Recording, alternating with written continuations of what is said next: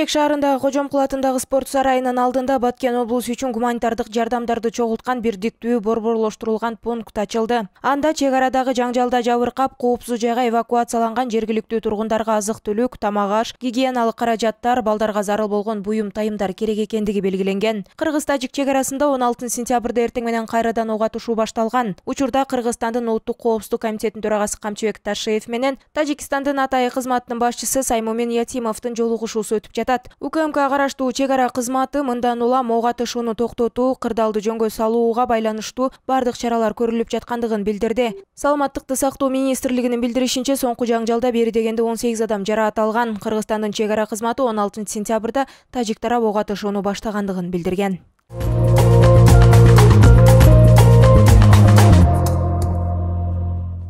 Кыргызстандын тышкы иштер министрлиги Тажикстандын тышкы иштер министрлигине нааразычылык нотасын тапшырды. Анда Тажикстан 16 сентябрда мурда жетишилген келишимдерди бузуу менен чек арага алдын ала аскерлерин жайгаштырып, куралдуу күчтөрүн, оор аскер техникаларын колдонуп, Кыргызстандын чек арасын бүткүл периметри боюнча чек ара жана жарандык объектилерин аткылагандыгы тууралуу айтылат. Нотада кыргыз тарап Тажикстанды бардык эки тараптуу келишимдерди аткарууга, ок атууну токтотууга, чек арада абал курчуп кетишин алып келүүчү кырдаал жаратпоону талап кылууда. Чек арадагы бардык маселелер саясий дипломатиялык жолдор менен чечилүүгө тийиш деп жазылган маалыматта.